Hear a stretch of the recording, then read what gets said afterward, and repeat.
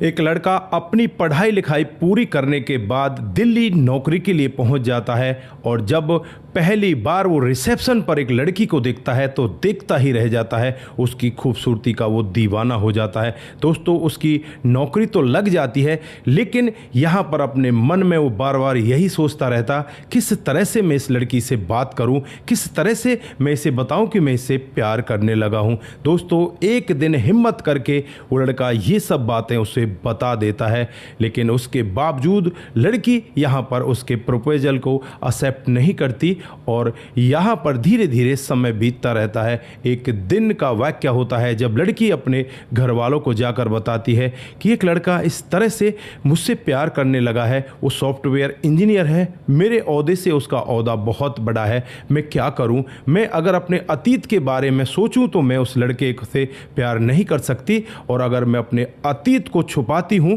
तो एक दिन उसे अतीत के बारे में पता चल जाएगा। दोस्तों, उसके बाद जो उसके घर वाले होते हैं, उसकी भाभी होती है, उससे कहती है कि तू अपने अतीत को भूल जा, इसी में तेरे लिए बेहतर होगा और तू उस लड़के से प्यार करने लगा। अगर तुझे वो अच्छा लगता है तो यहाँ पर वो लड़की फिर अगले दिन उस लड़के के प्रपोजल यानी प्यार को एक्सेप्ट कर लेती है और फिर यहाँ पर दोनों की शादी हो जाती है। शादी होने के बाद लगभग 1 महीने का समय बीता। 1 महीने के बाद उसके हाथ पर जो मेहंदी लगी होती है वो थोड़ी सी धुंधली पड़ जाती है और वहाँ से जो राज सामने आता है उसे सुनकर एक बार के लिए जो दूल्हा होता है सन्न रह जाता है, सोचने के लिए मजबूर हो जाता है। दोस्तों, क्या थी पूरी कहानी? अगर आप लोग भी पूरी कहानी को डिटेल से जानना चाहते हैं तो वीडियो को ज़रा सा भी स्किप ना करें, लास्ट तक वीडियो को ज़रूर देखिएगा। नमस्कार, जय हिंद। आप देख रहे हैं APH न्यूज़ राहुल रावत के साथ। दोस्तों,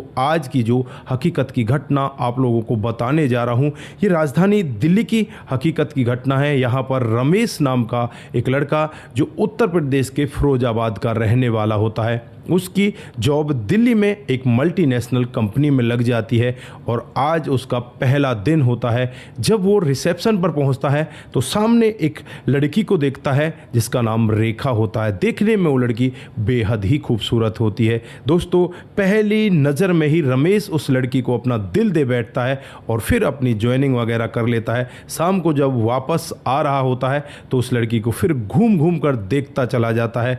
दोस्तों, ये लड़की भी इसकी तरफ देख रही थी, कुछ ऑब्जर्व कर रही थी कि ये लड़का इतनी गहराई से मुझे क्यों देख रहा है। जैसे ही अगला दिन आता है, अगले दिन ये लड़का इस रेखा के पास आता है और कहने लगता है कि मैडम, आप इतनी उदास क्यों बैठी हुई हो? आपका इतना भोला चेहरा, इतना अच्छा चेहरा है, अगर आप थोड़ी सी मुस्कुराओगी तो आप ज़्यादा अच्छी लगोगी। दोस्तों, यहाँ पर रेखा एक बार के लिए हल्की सी मुस्कुराहट लाती है और फिर चुप बैठ जाती है। ये लड़का फिर उससे तरह तरह की बातें पूछने लगता है, लेकिन ये लड़की उसका कोई जवाब नहीं देती। दोस्तों, अब यहाँ पर ऐसे ही धीरे धीरे करके 7 दिन यानी कि 1 सप्ताह का समय बीत जाता है। 1 सप्ताह के बाद एक दिन अचानक रमेश जब इस लड़की के पास जा रहा था तो लड़की का जो पैर है वो फिसल जाता है और सीधे लड़की रमेश की बाहों में आकर गिर जाती है। रमेश उसे ज़मीन से टच नहीं होने देता और उसे संभाल लेता है। उसके बाद यहाँ पर वो लड़की भी रमेश की तरफ देखती है, रमेश लड़की की तरफ देखता है और रमेश यहाँ रेखा से कहने लगता है कि रेखा, मैं तुमसे प्यार करने लगा हूँ। दोस्तों, यहाँ पर रेखा उससे कुछ भी नहीं कहती और चुपचाप मुस्कुरा कर वहाँ से चली जाती है। ऐसे ही फिर अगला दिन आता है। अगले दिन भी रमेश कहता है कि रेखा, तुमने कोई जवाब नहीं दिया। रेखा आज भी चुप रह जाती है और फिर वो तीसरे दिन अपनी घर जाती है और अपनी भाभी से जाकर कहने लगती है कि भाभी, एक लड़का मेरे पीछे पड़ा हुआ है, रोज़ मुझसे कहता है कि तुम मुझसे प्यार कर लो, मेरे साथ अपने जीवन को बिताओ, मैं तुम्हारे साथ जीना चाहता हूँ, मैं तुम्हारे साथ आगे बढ़ना चाहता हूँ, तुम बहुत उदास रहती हो। तो यहाँ पर भाभी कहती है कि तू बड़ी भाग्यवान है जो तुझे इस तरह का लड़का मिला है। लेकिन यहाँ पर जो लड़की होती है वो कहने लगती है कि भाभी, अगर उसे मेरे अतीत के बारे में पता चल गया तो बहुत बुरा होगा, मुझे कहीं वो रास्ते में ना छोड़ दे। मुझे भी उससे प्यार तो हो गया है, लेकिन मैं डर रही हूँ कहीं उसने मुझे रास्ते में छोड़ दिया तो मेरे साथ साथ में बहुत गलत होगा। अब यहाँ पर जो भाभी है वो कहती है कि उसे बताएगा कौन, तू काहे परेशान होती है, तू उससे प्यार कर ले, अपने प्यार का इजहार कर। फिर अगले दिन जैसे ही लड़की अपनी कंपनी में जाती है तो उस लड़के को देखकर बहुत ज़्यादा खुश होती है और कहने लगती है कि हाँ रमेश, मैं भी तुमसे प्यार करने लगी हूँ। दोस्तों, दोनों की जो एकदम से जोड़ी है बहुत अच्छी लगती है और फिर यहाँ पर दोनों शादी करने का फैसला कर लेते हैं। दोनों अपने अपने घर वालों को बातचीत करवाते हैं और दोनों की फिर एक अच्छे से मैरिज होम में शादी हो जाती है। शादी होने के बाद रेखा रमेश के कमरे पर ही रहने लगती है। कुछ दिन तो जो रस्में वगैरह होती हैं उसके घर पर निभा कर आई थी, लेकिन कुछ दिन के बाद ही रमेश उसे अपने साथ ले आया था, क्योंकि रेखा भी जॉब किया करती थी। रमेश उससे कहता भी है कि तुम जॉब अब मत करो, लेकिन रेखा कहती है कि मेरा मन तुम्हारे बगैर कैसे लगेगा, मैं वहाँ पर रहूँगी तो तुम्हारे साथ रहूँगी, अच्छा रहेगा, मुझे अच्छा लगेगा। अब रमेश रेखा को लेकर अपने कमरे पर आ जाता है। वहाँ देखता है कि ये रेखा अपने हाथ पर हर दिन मेहंदी लगाती है। तो रेखा से वो पूछने लगता है कि रेखा, अपने हाथ पर तुम हर दिन मेहंदी क्यों लगाती हो, क्या बात है, मेहंदी का ज़्यादा शौक़ है क्या?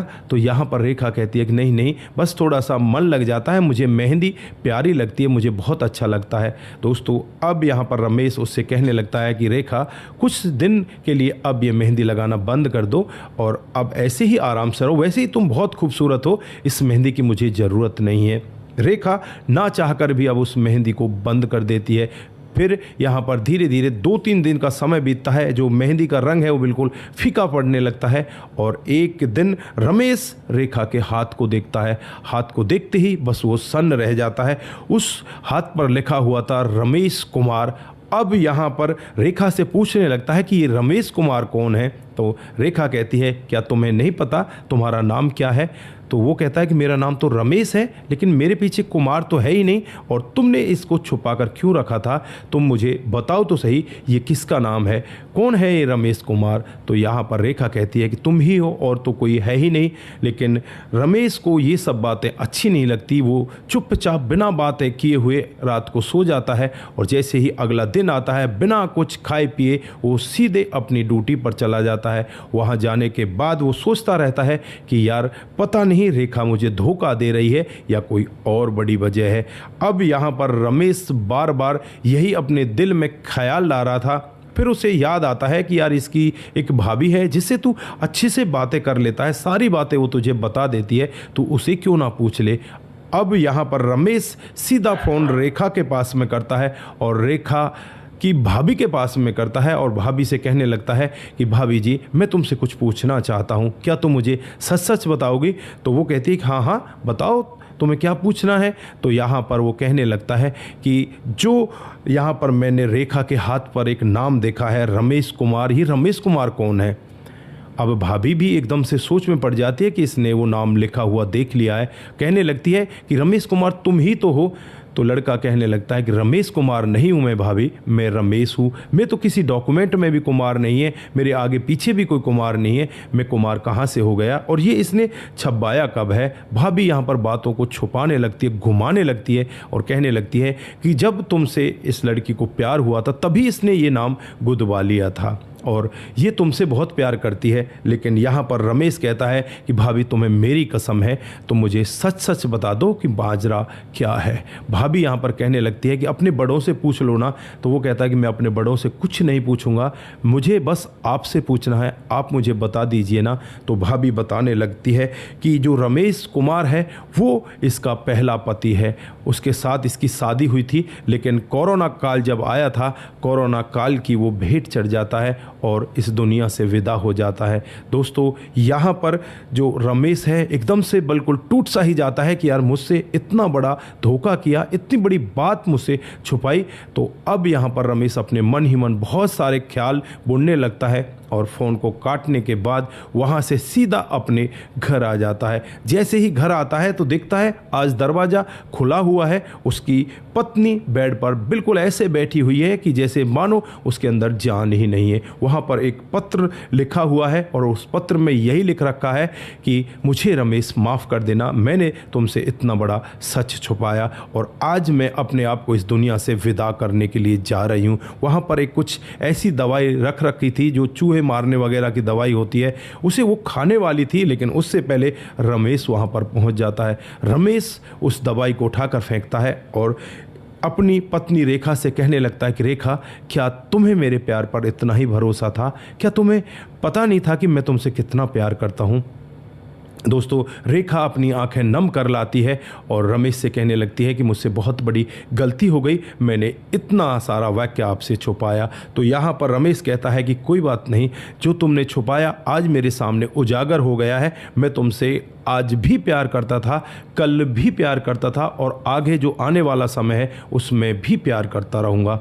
दोस्तों, अब यहाँ पर जो रेखा है रमेश के पैरों में बैठ जाती है और कहने लगती है कि रमेश, मुझे कभी भी छोड़ मत देना, मैं आपके बगैर मर जाऊंगी।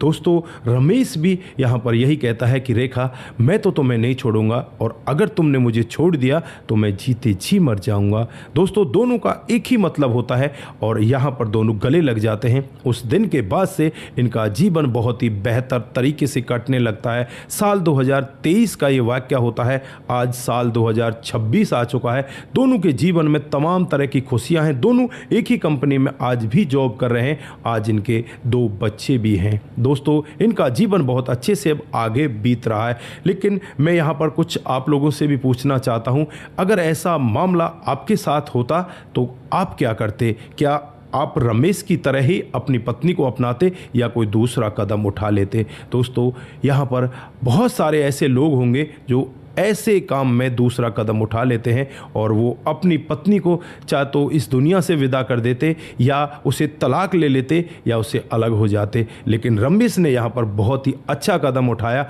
आज रमेश बहुत ज़्यादा खुश है, उसकी फुलवारी फूल रही है और उसके बच्चे भी अब आगे बढ़ रहे हैं। दोस्तों, ये थी आज की एक छोटी सी कहानी। आप लोगों को कैसी लगी? अगर आपको जरा सी भी प्रभावित करती है, जरा सी भी अच्छी लगती है तो दोस्तों के साथ ज़रूर साझा करके जाएं। दोस्तों, आज के लिए बस इतना ही, फिर मिलते हैं किसी नए मोड के साथ। तब तक के लिए आप अपना ख्याल रखें, परिवार का ख्याल रखें, सतर्क रहें, सावधान रहें। दोस्तों, कुछ साथियों ने हमारे पिछले वीडियोज़ पर कमेंट किए थे, उनका नाम भी आज यहाँ पर हम लेने वाले हैं। सबसे पहला जो कमेंट आता है वो समाधान पाटिल जलगांव महाराष्ट्र से हमें करते हैं। वो लिखते हैं कि आपकी कहानी बहुत ही हमें शिक्षा देने वाली होती हैं, हर दिन आपकी कहानियों में कुछ नया सीखने को मिलता है।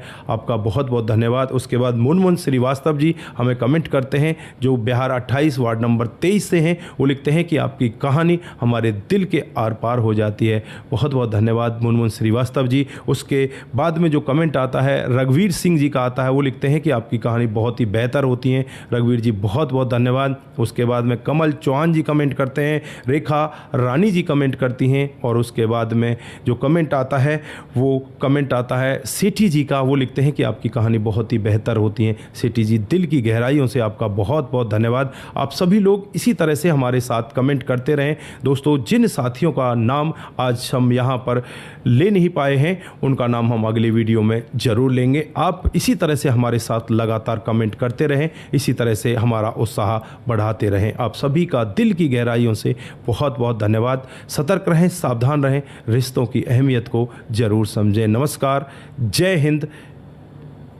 जय भारत।